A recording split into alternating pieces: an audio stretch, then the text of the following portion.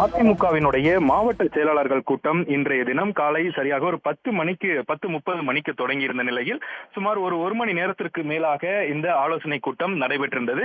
எடப்பாடி பழனிசாமி இந்த ஆலோசனை கூட்டத்தில் பல்வேறு கருத்துக்களை மாவட்ட செயலாளர்களிடம் பகிர்ந்திருக்கிறார். அதிலும் குறிப்பாக இந்த எஸ்ஐஆர் பணிகளில் அதிமுகவினர் சரியாக வேலை பார்க்கவில்லை என்ற ஒரு அதிருப்தியையும், அதனைத் தொடர்ந்து தற்பொழுது பல பேரினுடைய, அதாவது தமிழகம் முழுவதும் 97 லட்சம் பேரினுடைய பெயர்கள் நீக்கப்பட்டிருக்கிறது. அதில் அதிமுகவினுடைய வாக்குகள் நீக்கப்பட்டிருந்தால் அதனை உடனடியாக சேர்ப்பதற்குண்டான வேலைகளை அந்தந்த மாவட்ட செயலாளர்களும் பொறுப்பாளர்களும் மேற்கொள்ள வேண்டும் எனவும் அதில் குறிப்பிட்டிருக்கிறார். அதே போல அந்த விடுபட்ட அந்த வாக்காளர்களை சேர்ப்பதற்குண்டான அந்த நடவடிக்கைகளை மேற்கொள்ள வேண்டும் எனவும், சட்டமன்ற தேர்தலுக்கு 2 மாதங்களே இருக்கக்கூடிய ஒரு நிலையில் மாவட்ட செயலாளர்கள் தீவிரமான அந்த களப்பணியினை ஆற்ற வேண்டும் எனவும் எடப்பாடி பழனிசாமி இந்த ஆலோசனை கூட்டத்தில் தெரிவித்திருக்கிறார்.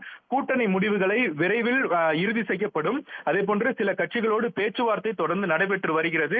தொகுதிகளில் அதிக கவனம் செலுத்த வேண்டும் எனவும் அந்தந்த மாவட்ட செயலாளர்களுக்கு எடப்பாடி பழனிசாமி உத்தரவிட்டிருக்கிறார். அதே போல